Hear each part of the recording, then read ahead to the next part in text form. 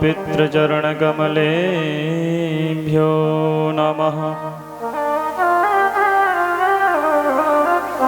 Gananath Saraswati Ravi Syukuro Brihaspati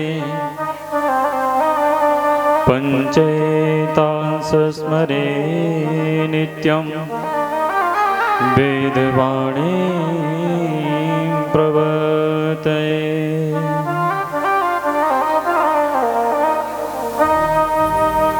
हस्ते स्वस्तरुणिकराग्रविगलत् कल्पप्रसूनाव्रतं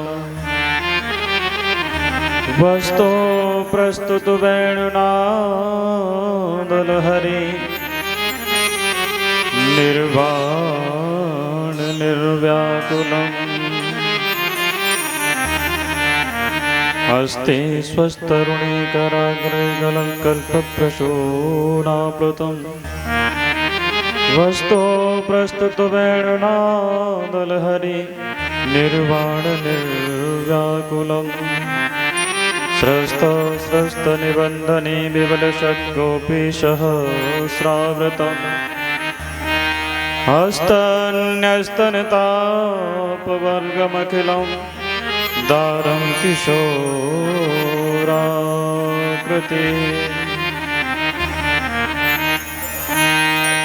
कृष्णत्वदीयपदपङ्कजपञ्जरान्ते अद्यैव मे विशतु मानसराजहंस। प्राणप्रयाणसमये कफवातपित्तै कण्ठावरोदनविधौ स्मरणं कुतस्ते। नमः पङ्कजनाभाय नमः पङ्कजमालिने नमः पङ्कजनेत्राय नमस्ते पङ्कजाग्रये। जय जय श्री राधारमण जय जय नवल किशोर।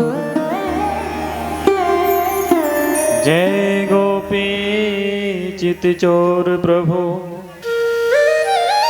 जय जय माखन चोर।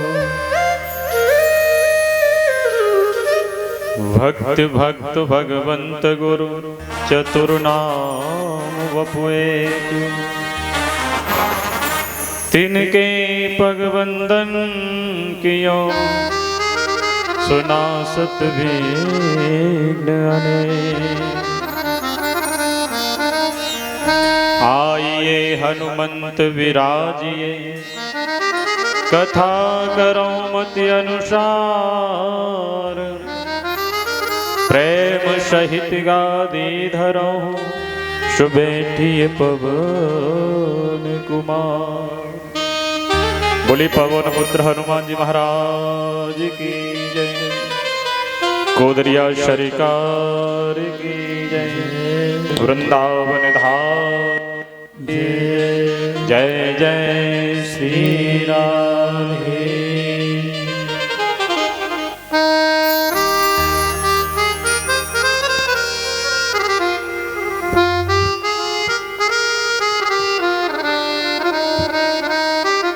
आइए अपने मन और वाणी को पवित्र करने के लिए 2 मिनट प्रभु नाम संकीर्तन। जय जय श्यामा जय जय श्याम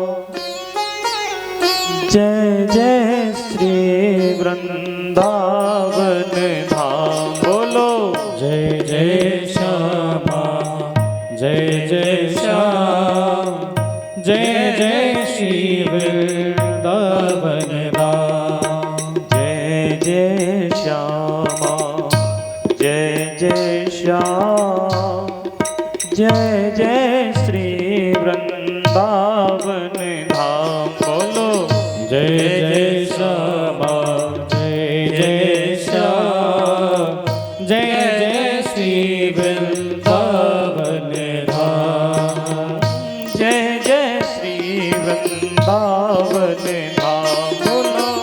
जय जय श्री वृंदावन धाम। श्री राधे ताली सेवा करते हो, बड़ा प्यारा भाव है।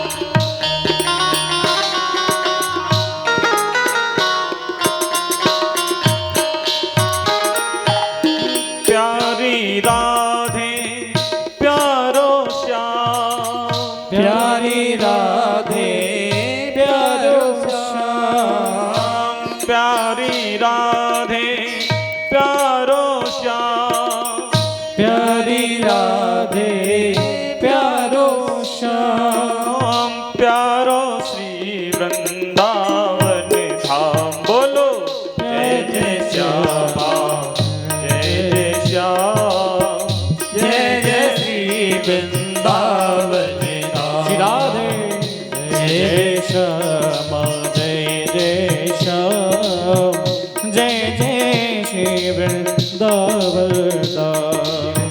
जय जय श्यामा, जय जय श्याम, जय जय श्री वृंदावन धाम। बोलो जय जय श्यामा, जय जय श्याम, जय जय श्री वृंदावन धाम।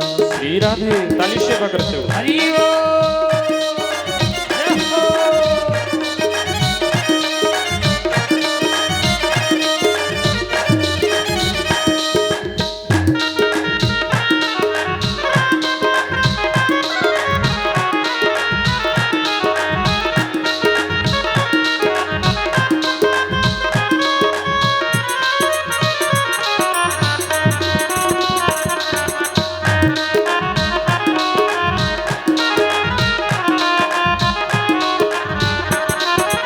पावन राधे तेरो नाम, पावन राधे तेरो नाम, पावन राधे तेरो नाम, पावन राधे तेरो नाम, पावन श्री वृंदावन धाम।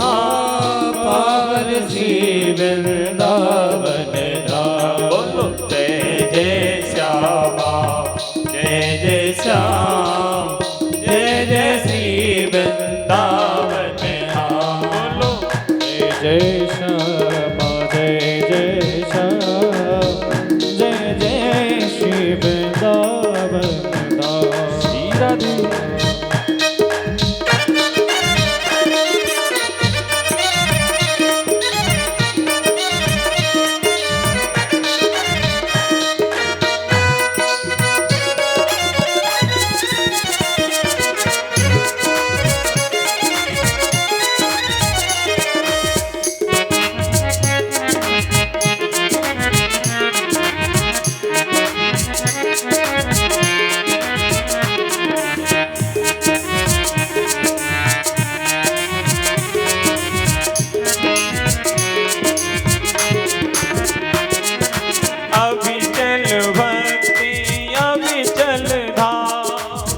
अब चल भक्ति, अब चल धाम, चल भक्ति, अब चल धाम, अब चल भक्ति, अब चल धाम। हृदय विराजो आठो हृदय विराजो आठो याम। बोलो जय जय श्यामा, जय सभी लोग तालियों के साथ श्याम, भाव से गाइए। जय जय श्री वृंदावन धाम। बोलो जय जय श्यामा, जय जय श्याम, जय जय श्री वृंदावन धाम। जय जय श्यामा, जय जय श्याम, जय जय श्री वृंदावन धाम। बोलो जय जय श्यामा, जय जय श्याम, जय जय श्री वृंदावन धाम। श्री राधे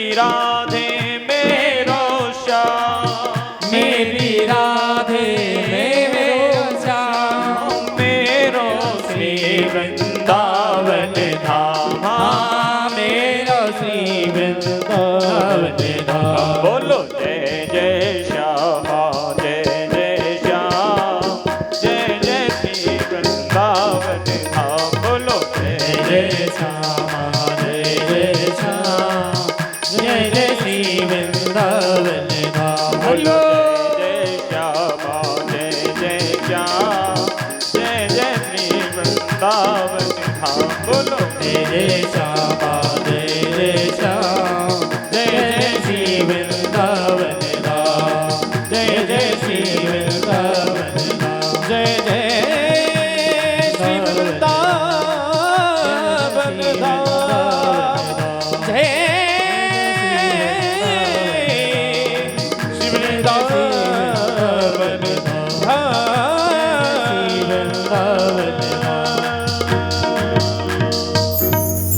बोले वृंदावन बिहारी लाल की जय सद्गुरुदेव भगवान की जय गोदरिया शरिकार की जय अकारण करुणा वृणाल भक्त वांछा कल्पतरु भगवान वाल्मीकि लाल की वांग्मयी प्रतिमूर्ति श्रीमद् भागवत महापुराण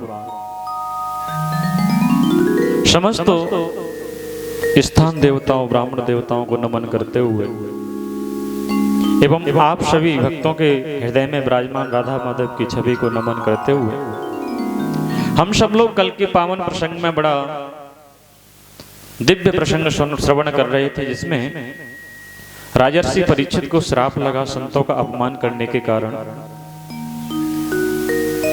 और उनको मुक्ति का आश्रय देने के लिए, मुक्ति प्रदान करने के लिए उनके मध्य में परम वीतराग संत शुकदेव जी का आगमन हुआ। हमारे परीक्षित जी ने पूजन किया एवं समस्त भक्तों ने पूजन किया, और इस कथा का आज तृतीय दिवस, तृतीय बेला हम शुभारंभ करने जा रहे हैं। उससे पूर्व इस कथा के अध्यक्ष इनके पावन सानिध्य में यह कार्यक्रम चल रहा है। श्री श्री 1000 स्वामी श्री सत्यानंद जी महाराज कुदरिया सरकार को नमन करते हुए, क्योंकि बड़ी कृपा है पूज्य महाराज श्री की।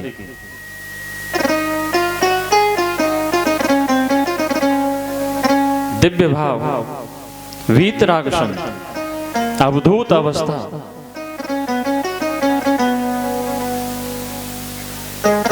पावन सानिध्य हम सबको प्राप्त हो रहा है। सभी भक्तों को दर्शन लाभ भी होता है, और यह अवसर कभी कभी प्राप्त होता है, और इस क्षेत्र में महाराज श्री की बहुत कृपा रहती है।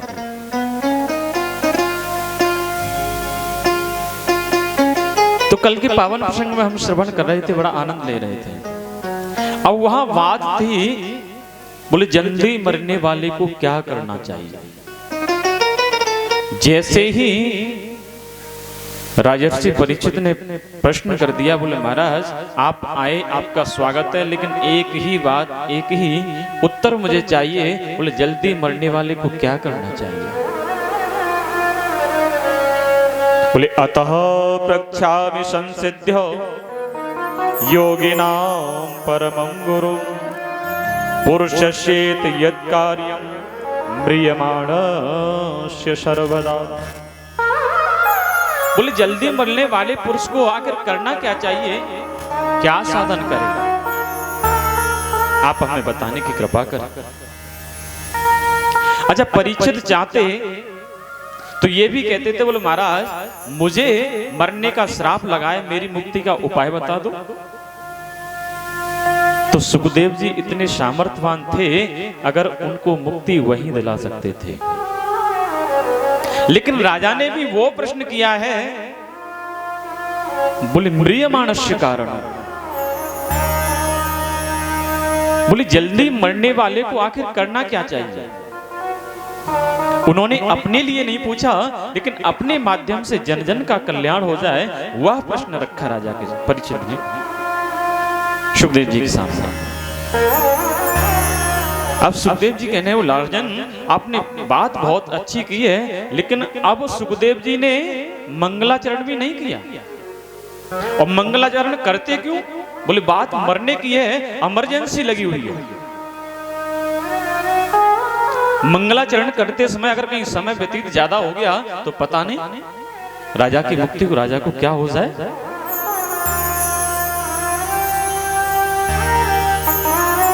अब जैसे ही कहा, बोले जल्दी मरने वाले को क्या करना चाहिए, तो सुखदेव जी ने एक ही बात कही।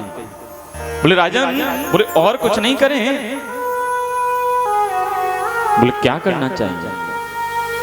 बोले श्वास श्वास पे कृष्ण भज, वृथा श्वास जिन खोई, ना याने या श्वास की आवन हो न हो। पता नहीं कौन सी श्वास आखिरी करब कहां हो जाए। तो राजा बोले सबसे पहले बस एक ही काम करो। बोले किस श्वास का, कोई श्वास आज हम ले रहे हैं, अगली ले पाएंगे या नहीं ले पाएंगे ये किसी को नहीं पता।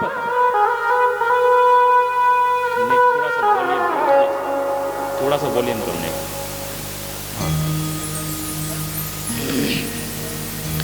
हमें पता नहीं हम किस श्वास हमारी कौन सी आखिरी हो जाए। राजन बस अपने निरंतर जप करते रहो, भजन करते रहो, स्मरण करते रहो, चिंतन करते रहो।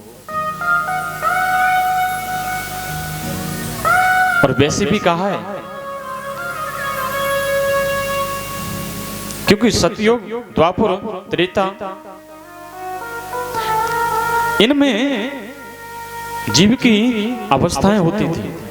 सतयुग में व्यक्ति की जीव की जो अवस्था थी बोले 1,00,000 वर्ष थी।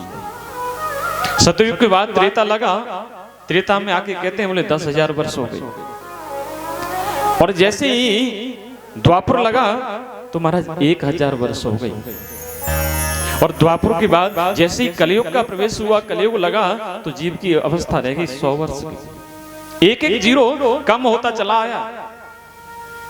और जीवन में जीव धीरे धीरे धीरे धीरे अगर ईमानदारी से देखा जाए तो 100 वर्ष भी कलयुग में कौन प्राप्त कर रहा है आज के समय में? कोई पहुंच रहा है? आपकी अवस्था में कोई पहुंचता हो तो पहुंचता हो, लेकिन हमारे अब जैसे लेवल की जो सिस्टम में उसमें 100 वर्ष पाना बहुत कठिन बात है। और ईमानदारी से अगर पूछा जाए किसी को तो 100 वर्ष भी हम ईमानदारी से काम करते नहीं करते। 100 वर्ष में भी 24 घंटे का दिन और रात होता है। 24 घंटे में 12 घंटे का दिन और 12 घंटे की रात्रि। कभी दिन बड़ा होता है तो कभी रात्रि बड़ी होती है, लेकिन समानता दोनों में बराबर रहती है। और 24 घंटे में हम 12 घंटे तो रात्रि के सोने में निकाल देते हैं। सोते सोते निकल गया, बचा कितना? बोले 50 वर्ष ईमानदारी के। और रात्रि में तो सोते हैं, सोते अगर मौका लगा तो दिन में भी सो लेते हैं, वो तो एडवांस मतलब ब्याज में जा रहे हैं। उनकी कोई गिनती नहीं है।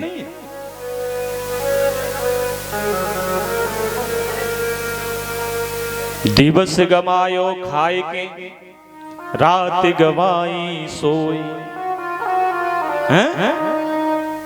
दिन में तो खाने पीने में लगे रहते हैं हम और भजन नहीं कर पाते, बोल रात्रि सोते हुए गमा देते हैं। ऐसे नर संसार में बोले मुक्ति कहां से हो?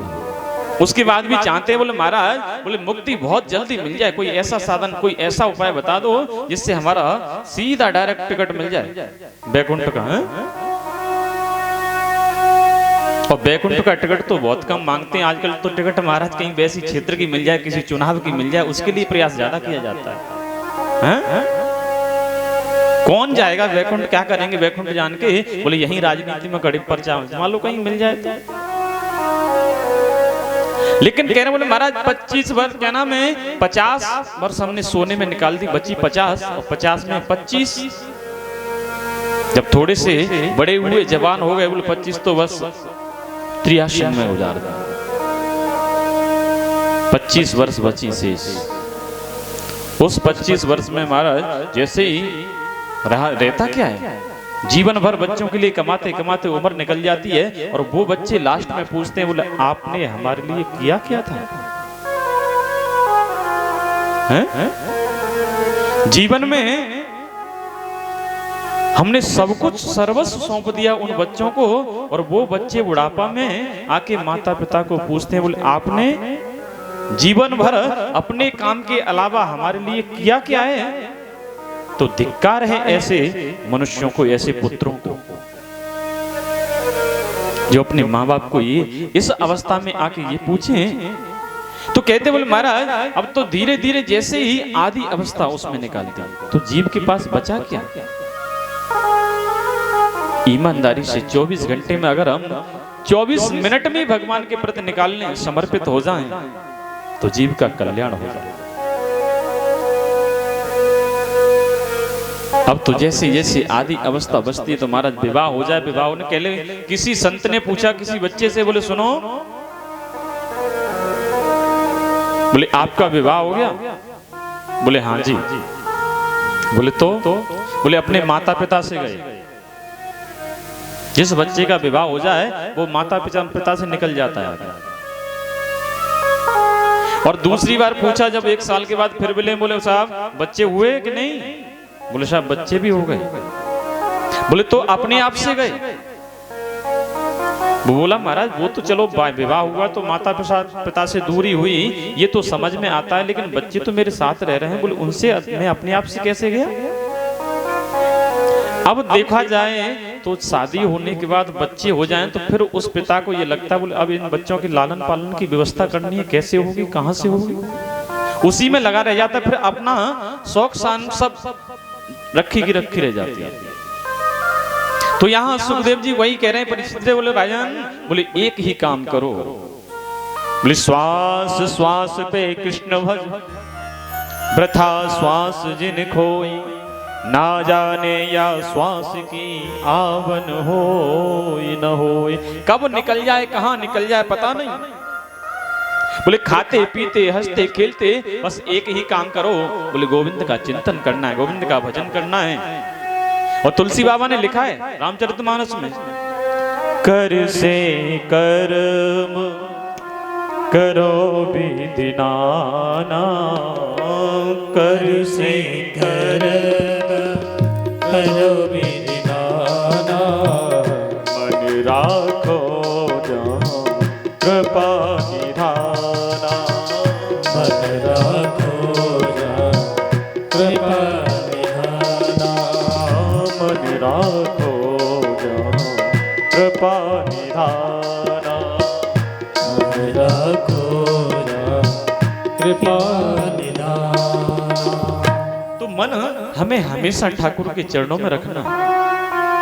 दिन में हम कुछ भी कार्य करें, माताएं सुबह झाड़ू बुआरी लगाती हैं और उस लगाते लगाते, अब सिटी का तो नहीं कह सकते लेकिन गांव में तो अभी भी बहुत सी माताएं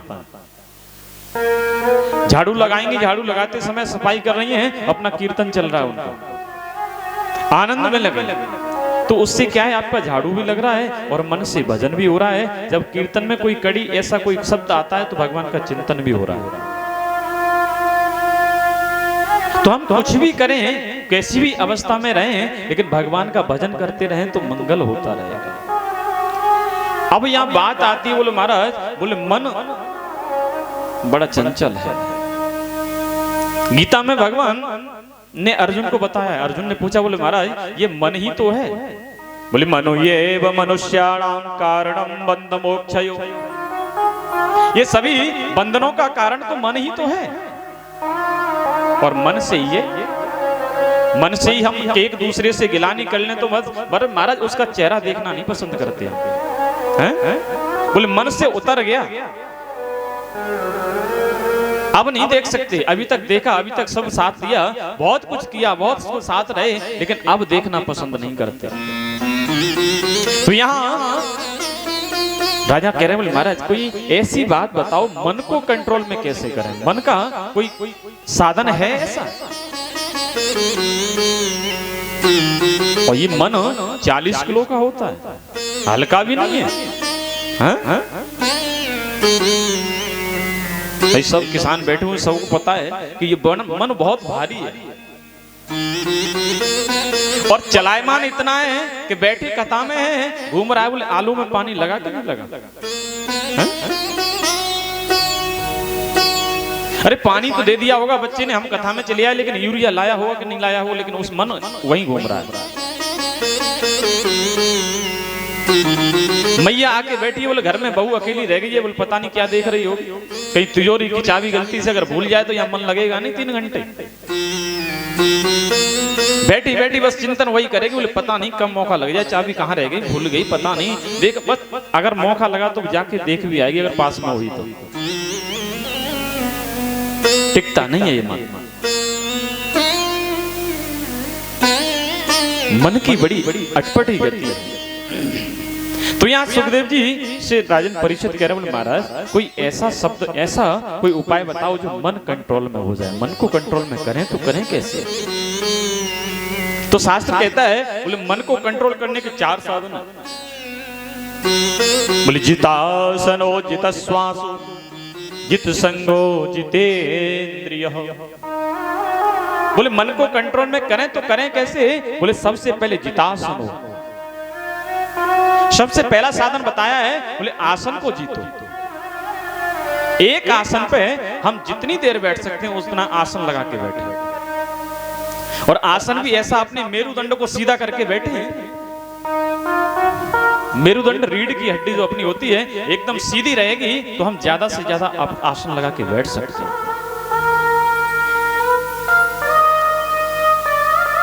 बोले आसन को कब जीत पाएंगे? जब हम जिह्वा पे विजय प्राप्त कर लेंगे, रसना इंद्री पे विजय प्राप्त करेंगे। बोले रसना इंद्री पे ब्रजाय महाराज कहां से हो? हलवाई सुंदर सुंदर माल बना रहा है और हम उस पर कंट्रोल करें, कैसे हो पाएगा?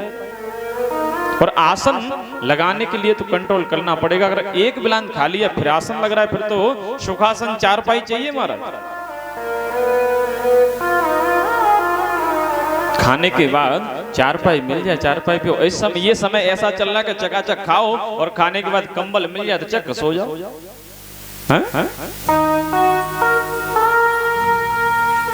तो आसन जब लग पाएगा जब हम पेट पे कंट्रोल कर लें, जिह्वा पे कंट्रोल कर लें।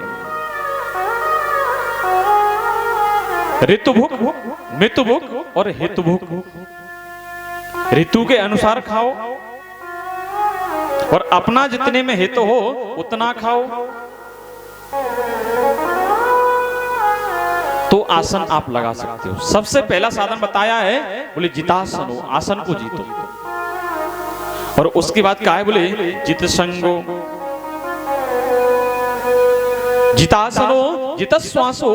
बोले आसन को तो जीत सकते हैं महाराज, लेकिन श्वास को कैसे जीते? ये श्वास तो किसी के बस में है नहीं। तो बोले श्वास को भी बस में करने के 3 साधन बताए। बोले वो कौन से? पूरक, कुंभक और रेचक। 3 प्राणायाम हमारे यहाँ बताए हैं। और आप सब लोग अगर 6 बजे टीवी खोल के देखेंगे आस्था चैनल, तो बाबा रामदेव जी रोजाना बता रहे हैं। श्वास बाहर, श्वास अंदर। अब कुछ तो लोग, तो आपकी जो श्वास है, बड़े बड़े योगी जन जो है समाधिस्थ हो जाते हैं, तो ये पूरक, कुंभक, रेचक प्राणायाम के द्वारा ही ब्रह्मरंध्र में अपने स्थापित करते हैं श्वास को। जितासनो जितश्वासो। जब धीरे धीरे हम आसन को जीत लेंगे, आसन के बाद धीरे धीरे प्राणायाम के माध्यम से श्वास को जीतेंगे, बोले जितेंद्रिय। और इंद्रियों को कब जीतेंगे? जब हम संग को जीत लेंगे। संग हम जैसे का करेंगे वैसा रंग हमारे ऊपर चढ़ेगा। संग करेगा किया हमने शराबी का, तो शराब ही पीना सीखोगे। आज नहीं, 1 दिन, 2 नहीं, 3 दिन, 4थे दिन आपको वो कुछ न कुछ सिखा देगा। जैसा संग करेंगे, और संग हम अच्छी व्यक्ति का करेंगे तो हमें सत्संग में ले जाएगा, कथा में ले जाएगा, भागवत में ले जाएगा, तो हम उसका लाभ ले सकते हैं। बोले जितेंद्रिय, बोले इंद्रियों को पे विजय करो। जब संग को भी जीत लो फिर इंद्रियों पे विजय प्राप्त करो। बोले इंद्रियों पे विजय प्राप्त हम कब कर पाएंगे? बोले हमारी 5 ज्ञानेंद्रियां, 5 कर्मेंद्रियां और एक मन अपनी अपनी तरफ को खींचता है। नेत्र हमारे कहते हैं, बोले सुंदर सुंदर दृश्य देखें तो क्या हमारे गोपाल जी से, हमारे भगवान से कोई सुंदर है क्या? कहते सुंदर है किम न सुंदरम, बोले इनसे सुंदर कोई ज्यादा है नहीं। तो बोले अपने नेत्रों को ठाकुर जी का दर्शन कराओ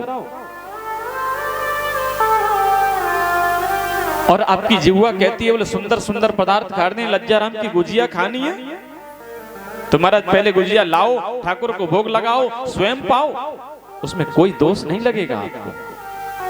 हमारी त्वचा चाहती है कि सुंदर सुंदर स्पर्श करें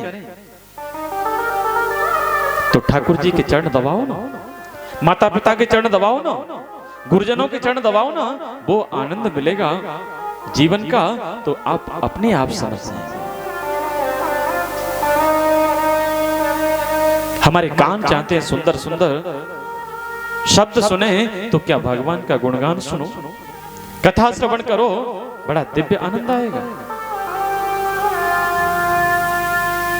और आगे कहा जाए महाराज, स्थूलो भगवतो रूपे मनः संधारयेधियो, बोले धीरे धीरे ध्यान कहां से करें?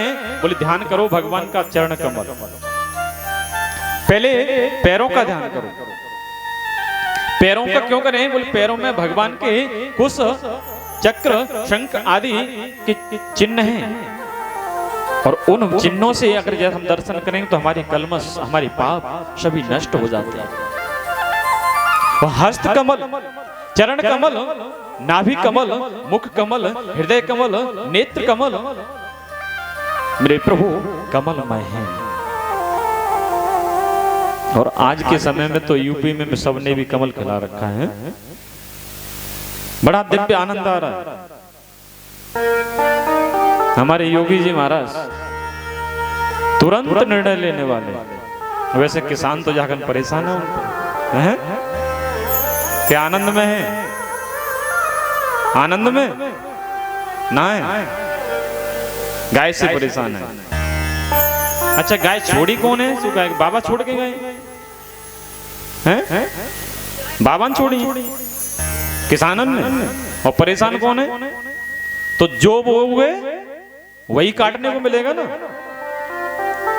जो बोएगा वही काटेगा, तेरा किया तेरे आगे आएगा। किसी ने गाया है बहुत सुंदर,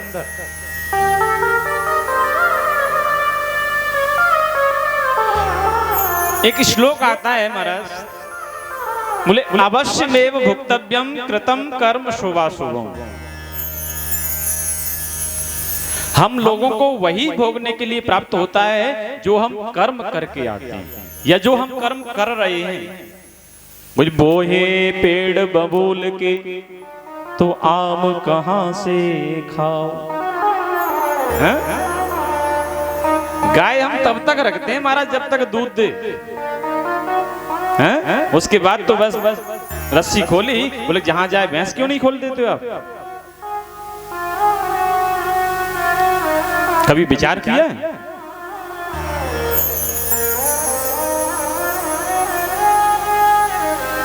गाय हमारी माता है, लेकिन माँ का ये हाल, अब एक योगी जी पूरे उत्तर प्रदेश की व्यवस्था कैसे करें? क्योंकि उन्होंने आदेश दिया, पैसा भी पारित किया, लेकिन लोग गौशाला के नाम पे गौशाला बना के बैठ गए और उस पे आगे कार्य नहीं कर रहे हैं, गौशालाओं को गाय की सेवा नहीं कर रहे हैं। तो आप लोग अपने क्षेत्र से उनको लिखित में दें। गांव वाले परेशान हैं, किसान परेशान हैं, लेकिन कोई भी लिखित में देने के लिए तैयार नहीं है। अपनी तहसील दिवस में दें, जाके तहसील में अगर सुनवाई नहीं होती है तो आगरा जाके दें, कलेक्टर पे दें, आपकी सुनवाई तुरंत होगी, तुरंत एक्शन लिया जाएगा।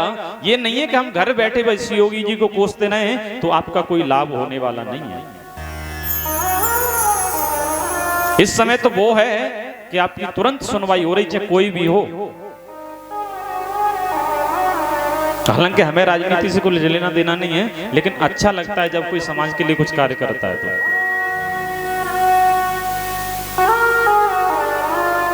तो यहां कह रहे हैं, बोले क्या करें, बोले भगवान का चिंतन करो। और चिंतन तो हमारा प्रातः काल से ही प्रारंभ हो जाता है।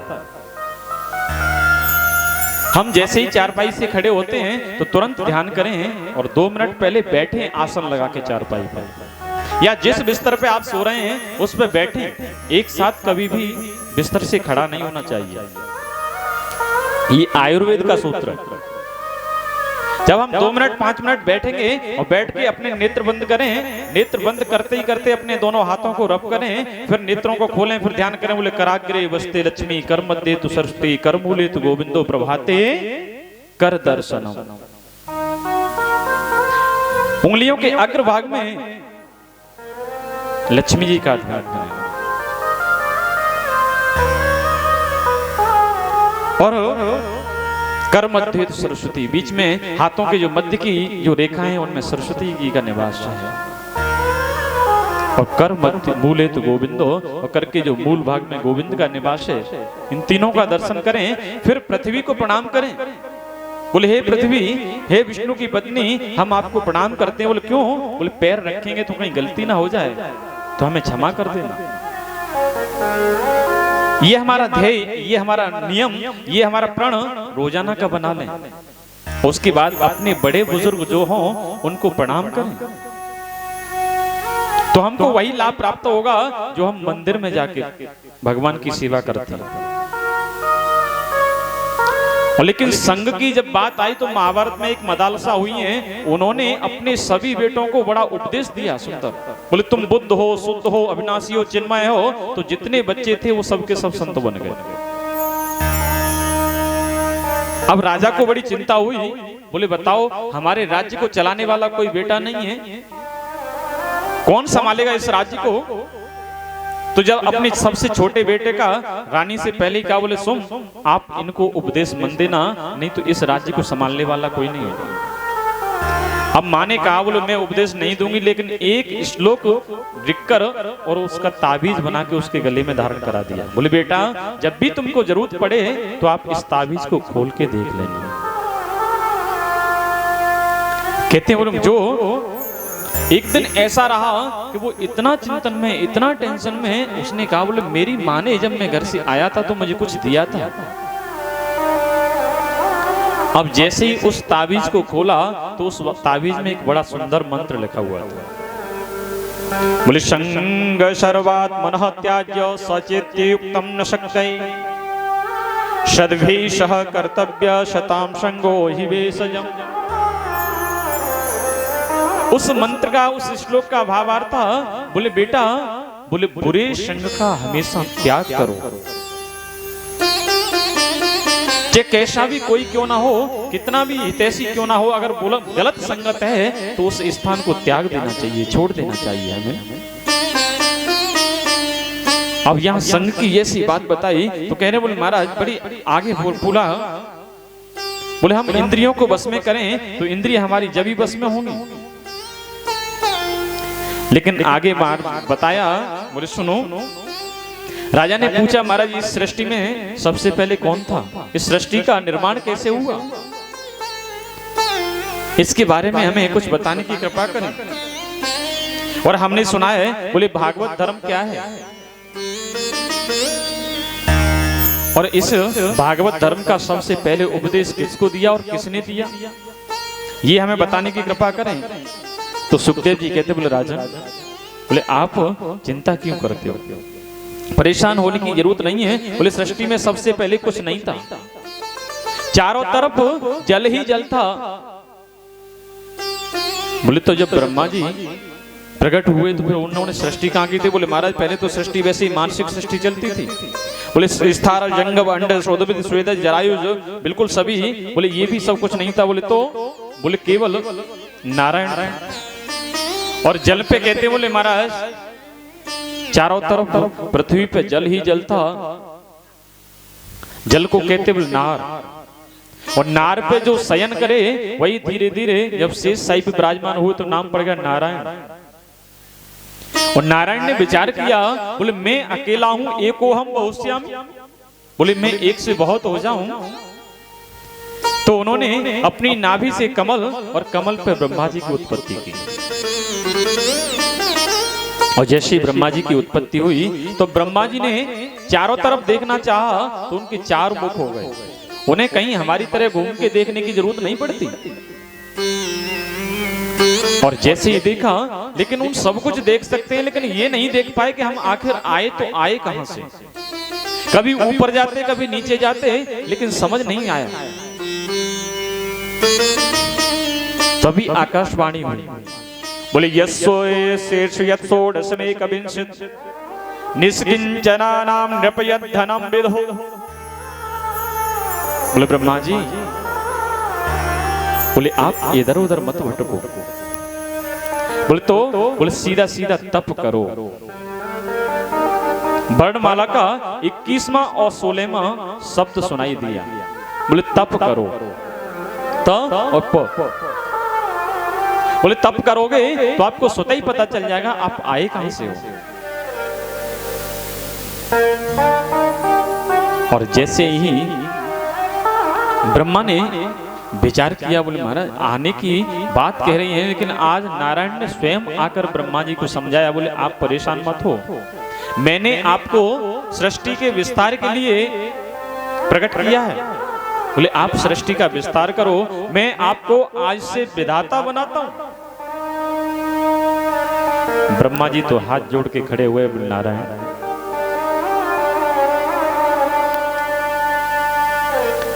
आपने इतनी बड़ी जिम्मेदारी मुझको दे दी, मैं इसको कैसे निभा पाऊंगा।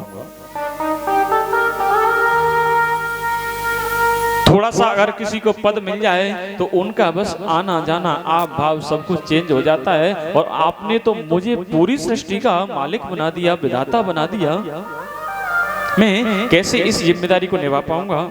तो भगवान ने कहा, बोले सुनो ब्रह्मा जी, आप मुझको ध्यान में रखते हुए अगर कार्य करेंगे तो आपको कोई आपत्ति नहीं होगी, कोई परेशानी नहीं होगी। राधे राधे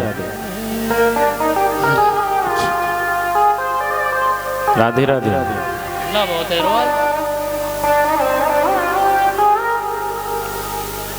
मैया ने कछु पाएगा दी से। अच्छा मैया सही बताना क्या मिला है तुमको यहाँ पे, हैं? या काई को कछु खोए गए हो, काई को अल्लाह मचा रही हो, फिर सुन भी आई हो कि सुनाई भी आई हो। अरे जी बहुत दिना बाद मिली है आज, हैं? ऐसा ही मौका मिले कभी कभी। ये तो बहुत अच्छा करो अमर सिंह जी ने, और जी यहाँ सब इकट्ठे तो हुए हैं, यही चर्चा चल रही। हाँ अरे कम से कम कुछ ये माताओं वैसे एक्स्ट्रा बुद्धि दी है इतनी। कभी कभी बड़ा हंसना होता है, और हंसना क्या कहें महाराज। जाएंगे तो ऐसी जगह पे जहां व्यक्ति, हम पुरुष लोग जहां जाते हैं वहां बोल भी नहीं पाते। घंटे 2 घंटे कब निकल जाएं बैठे बैठे, आमने सामने बैठे, लेकिन फिर भी एक दूसरे से कुछ कह नहीं सकते, क्योंकि हृदय का भाव सामने बैठे बैठे समझ लेते हैं। लेकिन इन माताओं को इतनी बड़ी शक्ति दी है परमात्मा ने कि इनका अगर रोना भी हो तो रोने में पूरी कहानी पूरी बात कर ले रोते रोते। हंसने की तो बात छोड़ो, इतनी बुद्धि इतनी व्यवस्था पहले से परमात्मा ने कर दी है। तो थोड़ी सी कृपा करो, शांति बनाए रखो। हम यहां से ये भी नहीं कह सकते कि शांति का दान करो। एक व्यास जी कह रहे थे, बोले शांति का दान करो, शांति का दान करो। तो एक बाबा खड़े गए बीच में, तो वो महाराज मुंह पे एक ही शांति है और जाऊ को दान कर दूं तो फिर रोटी कौन पकावेगा। तो अपनी शांति को बना के रखें, शांति बनाए रखो। राधे राधे। अब एक ना बोलेगी,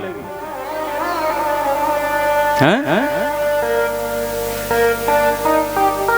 राधे राधे। आज जैसे ही विधाता को समझाया, बोले चिंता मत करो।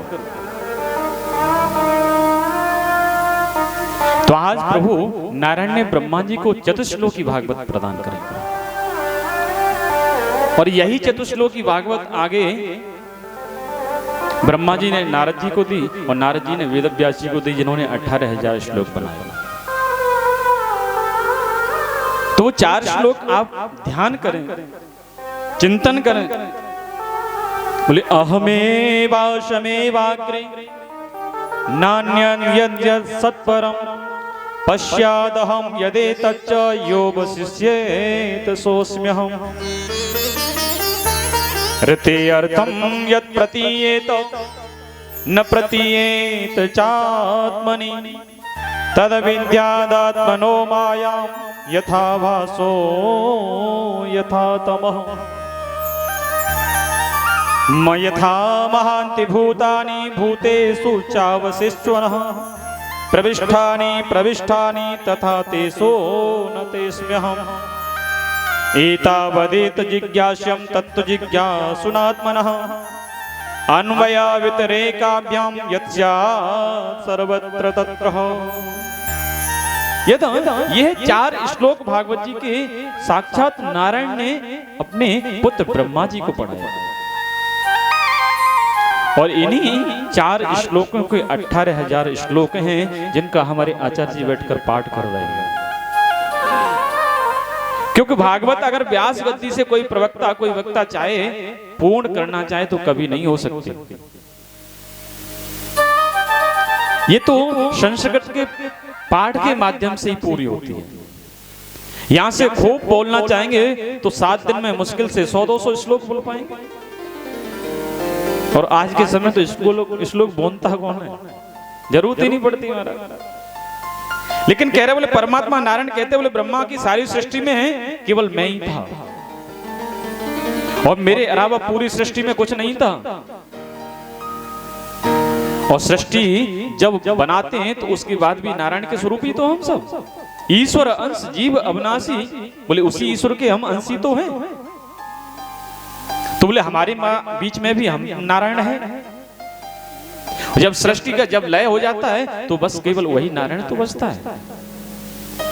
समझने के लिए हम जब एक कुंभकार मिट्टी लेता है और उसी मिट्टी के अलग अलग खिलौने बना देता है, कहीं हाथी बनाया, कहीं घोड़ा बनाया, कहीं इंसान बनाया, कोई कुछ बनाया, प्रगति बना दी, शेर बना दिया, अलग अलग चीज बना दी मिट्टी की।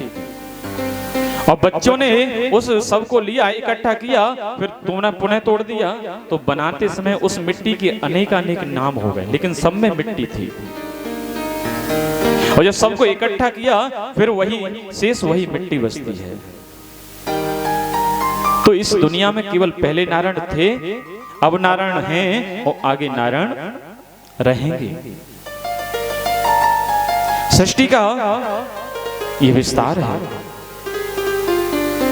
लोग कैसी कहते हैं बोले महाराज, बोले यथा महान्ति भूतानि भूतेषु चावशेषुणः प्रविष्टानि प्रविष्टानि तथा तेषु न तेषाम्यहम्।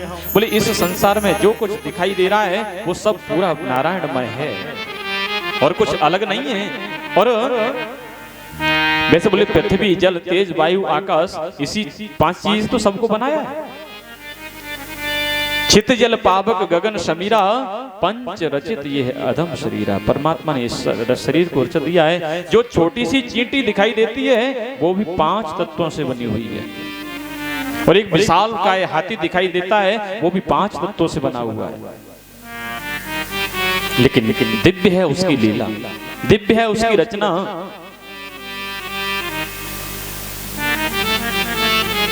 भगवान ने बहुत समझाया। आगे परीक्षित जी कह रहे हैं, बोले महाराज कोई ऐसी परमात्मा आखिर प्राप्त किसको होता है?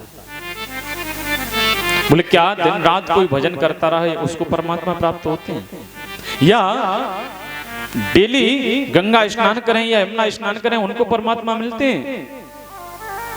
बोले या ज्यादा पढ़े लिखे को परमात्मा मिलते हैं या किसी अच्छे पैसे वाले को परमात्मा मिलते हैं? तो सुखदेव जी कहने बोले राजन, अगर पैसे वाले को परमात्मा मिलते तो ये पैसे वाले इतने स्वार्थी हैं कि अपनी तिजोरी में बंद करके रख देते, कहीं किसी गरीब के घर जाने नहीं देते या किसी गरीब को मिलने नहीं देते।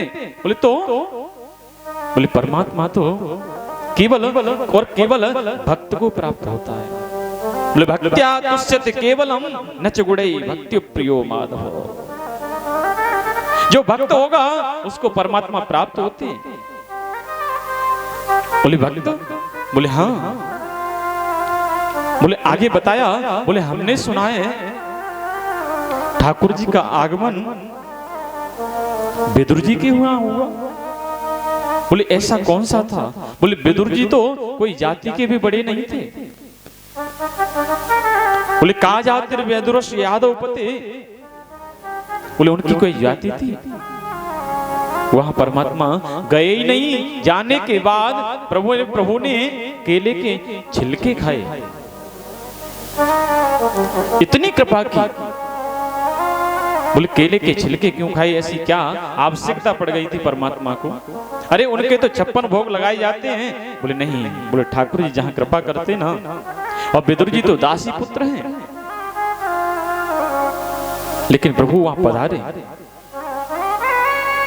परीक्षित जी बोले प्रभु जी ये बताने की कृपा करें आखिर ये प्रसंग हुआ कहां, क्यों गए? बोले यदा तो राजान सुसतान साधु पुष्णे न धर्मे न भ्रष्ट दृष्टि। सुखदेव जी ने परीक्षित से कहा, राजन पांडव और कौरवों में हमेशा ठनी रहती थी, और 5 पांडव थे। उन 5 पांडवों को कौरव हमेशा मारने का षड्यंत्र रचते थे। बोले कब कहां मौका मिले और कैसे इनको दबाया जाए, कैसे इनको मारा जाए। और आज है तो इतना बड़ा षड्यंत्र रचाया। बोले लाच्छा ग्रह बनाया, उस लाच्छा ग्रह में बोले सबको एक साथ जला के भस्म कर देंगे, मार देंगे। पर उस लाच्छा ग्रह में लेकिन कहते हैं, बोले जब करते रहते हैं, लेकिन इन्हीं के बीच में विदुर जी इनके मंत्री थे। धृतराष्ट्र जी के पास विदुर जी आए और विदुर ने प्रणाम किया और कहा, बोले सुनो मैं आज आपसे कुछ कहना चाहता हूं,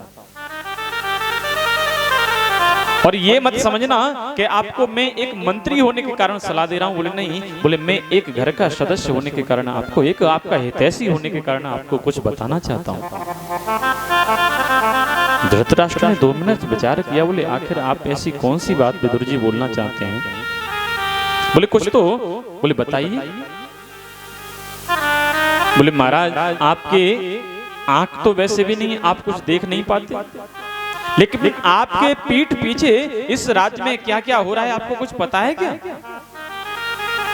धृतराष्ट्र बोले हमने तो अभी तक हमारे पास कोई सूचना नहीं। बोले क्या हो रहा है? बोले आपके पुत्र 5 पांडवों को मारने की साजिश रच रहे हैं, और आप उनको समझाओ, आप बड़े हैं, आपकी बात मानेंगे। और विदुर नीति जो है बड़ी अजीब है, और उनके हिसाब से अगर कोई चले, चाणक्य नीति और विदुर नीति। अब विदुर जी ने बड़ी नीति का उपदेश किया। बोले सुनो महाराज, हमने सुना है अगर किसी राज्य को बचाने के लिए अगर एक जिले का त्याग करना पड़े या नष्ट करना पड़े तो कर देना चाहिए, और एक जिले को बचाने के लिए एक तहसील की अगर कोई कुर्बानी कहीं दिक्कत देनी पड़े, हटाना पड़े तो हटा देना चाहिए, और एक तहसील को बचाने के लिए अगर किसी गांव को नष्ट करना पड़े तो कर देना चाहिए, और एक गांव को में अगर कोई एक घर परेशानी दे रहा है, उस घर को हटाने में कोई अगर गांव सुरक्षित रहता है तो वो काम कर देना चाहिए, और एक पूरे घर को अगर किसी एक सदस्य के कोई परेशानी से अगर मुक्ति मिलती है तो उस एक व्यक्ति को त्याग कर देना चाहिए। ये नीति कहती है महाराज। और आपके घर में जो दुर्योधन है ना, वो कलंक है। इतनी बात विदुर जी धृतराष्ट्र को समझाई रहे थे, तब तक दुर्योधन का प्रवेश हुआ महल में, और उसने सुना। बोले ओहो विदुर, मेरा यहाँ का मंत्री और मेरे पिता को मेरे खिलाफ भड़काता। अब जैसे ही सुना, बोले मेरे खिलाफ भड़काता है, तो आज इन्होंने तुरंत कह दिया, बोले यहां से निकल जाओ। विदुर जी बड़े धर्मात्मा थे, तो उन्होंने कहा, बोले बेटा, बोले मेरा मंतव्य ये नहीं था, मेरा विचार बिल्कुल ये नहीं था कि आपके पिता को मैं आपके प्रति भड़काऊं। अरे क्या मजाल है जो मैं आपके पिता को भड़काऊंगा। और जैसे ही कहा, आज विदुर जी ने तो यहाँ तुरंत मंत्री पद का इस्तीफा दिया। बोले यहाँ रहने योग्य नहीं है, और जहां से अच्छी सलाह देने वाला व्यक्ति निकल जाए तो फिर उस राज्य का यही होता है जो आगे चल के इस महाभारत हुआ था। रावण का कोई कुछ बिगाड़ नहीं सकता अगर विभीषण को वहां से निकालता ही धक्का दे के, लात दे के।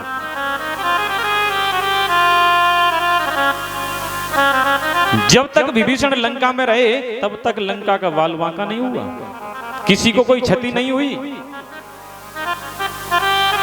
लेकिन जब भी विभीषण को बाहर निकाला, और वही यहां विदुर जी का जैसे ही यहां से निकलना हुआ,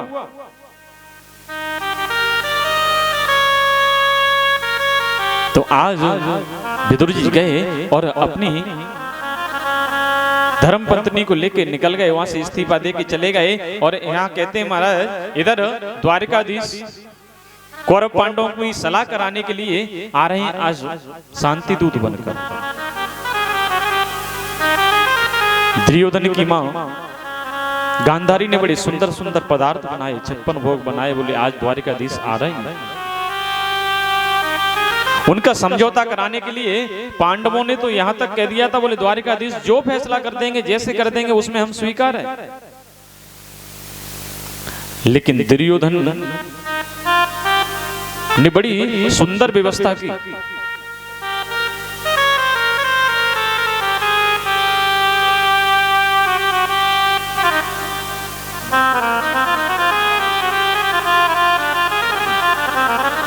बड़ी सुंदर व्यवस्था। बोले द्वारिकाधीश आ रहे हैं शांति दूत बनकर, बोले तो पुष्पों की वर्षा होनी चाहिए।